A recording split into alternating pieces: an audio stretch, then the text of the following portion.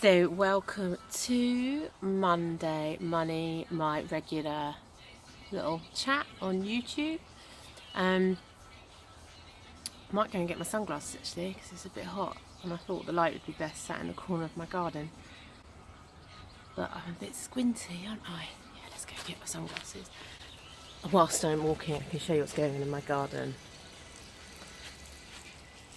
There's a lot going on in the garden. So Alzi sent us a load of camping stuff on Friday. Yeah, look. So we've got 2 tents there.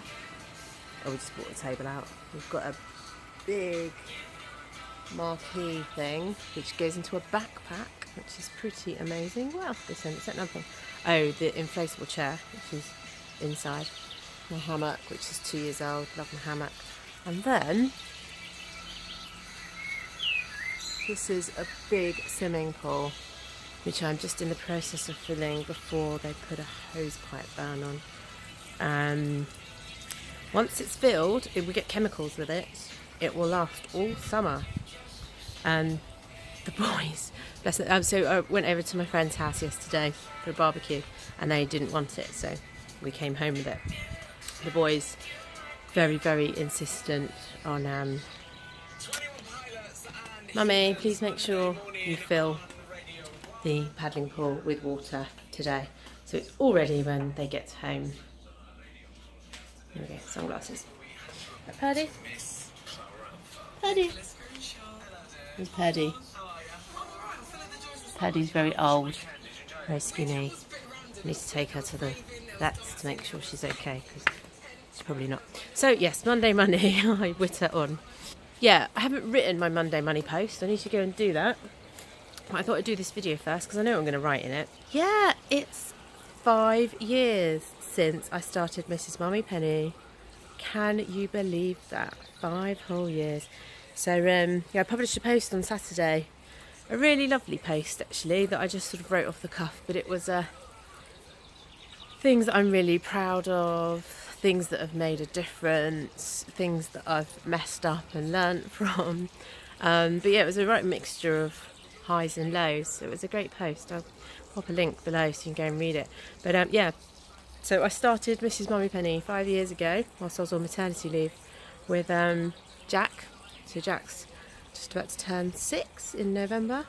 So yeah, by 5-6 months in, I was bored and I knew I had another 3 months of maternity leave. Yes, June, July, August. Yeah, I had 3 more months of maternity leave. So I set up Mrs. Mummypenny. And on the day it was born, bought the domain, set up all the social media accounts, and yeah, just went for it.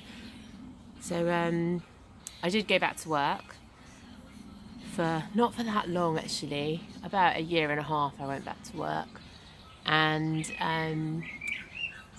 on the 30th of June, which where are we now, 2nd of July, it was my 3-year anniversary of leaving EE. So yeah, full-time blogger from the 1st of July onwards, 2015. So 3 years on, I'm doing pretty well. I'm not doing pretty well, I'm doing very well. I know I'm doing. I'm gonna say some self-affirmations here. Very important to pick yourself up because nobody else is going to do it. Yeah, I'm doing amazingly well, but it hasn't always been like that, and I'm very passionate about sharing the truth of blogging. I really am, because I've worked incredibly hard at it. Like, I've poured... maybe one day I'll add up how many hours I've poured into it. No, because it would be too many. It's been my full-time job for the last 3 years, and it's been more than full-time. I've put in more hours than I did in any full-time, job at EE or Tesco's or HSBC, wherever I worked before, because it's my baby, it's my business, and I am desperate for it to succeed. It has succeeded. It will grow to be a £1 million turnover business, yeah, I can't wait for that to happen. So yes, it's been a journey. It's certainly been a journey. Funny, one of my friends left me a comment on Facebook saying I had a conversation with her about, it was a year and a half ago. We were both in the queue for a carol concert, so it was December 2016, yeah. And I was just saying to her that I didn't think it could carry on because I'd run out of money and there wasn't like definite work coming in. The income was up and down, and I just couldn't sort of cope with the stress of it. And bizarrely enough, a few months, and I know I went through a real crisis that December, January, February. So yeah, I had a few conversations like that, but I'd stuck with it. When it was really, really low, you've just got to go back to your core, I think, of why did I start this business? I started it because I wanted to share money saving tips, sort of complicated financial things that people think are complicated. I wanted to simplify it for people. So yeah, I went back to my core, and yeah, I went for it, and it all went fine from like March, April, May last year. Yeah, I think a big chunk of money came in, so it was all fine. There's so many butterflies today, it's beautiful. So yeah, the rest is history. Cash flow is a constant issue for me. There'll be times when I have lots of cash, then I spend it, and there are times when I run out of cash. I've run out of cash at the moment, but it would all be fine because I've got a few levers I can switch on to generate some cash. I've got some contracts I'm negotiating at the moment, which will happen. They absolutely will happen, so that will all be fine. Yes, I'm launching a new product where I know there's lots of bloggers out there that sort of watch my story, and people out there that send me messages about being inspired and everything. So if you want to tap into what I've done, I have written a course with wonderful video content of me telling you all about things like the real things that have made a difference for me. Okay, so networking, having mentors, pricing things up properly, and that meant pricing high right from the beginning, even when I didn't have tons and tons of social media followers. Negotiating with brands, yeah, all sorts of content like that that's really commercial experience of mine, because I am a commercial manager by trade, so I know how to make money out of businesses, and you have to focus on the commercials to run a successful business. You have to focus on the cash coming in, because if there's no cash coming in, what's the point? I say that flippantly. There are a lot of bloggers that do it for love.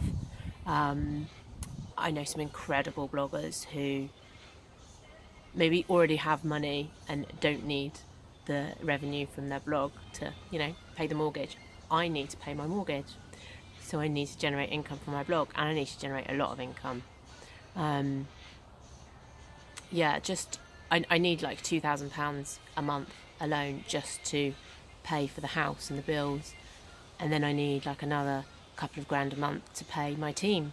So I have to be clearing £4,000 a month. Fact. But it's all fine. It's all fine. Cash flow, yeah. Interesting concept. But so go read my post. It's really, really good. And I've been sharing lots of sort of anniversary posts on social media as well. So yeah, it's my birthday, Monday money. Have I done anything to save money? I'll tell you what I will just talk about a little bit. How many minutes are we on? We're on 9:41.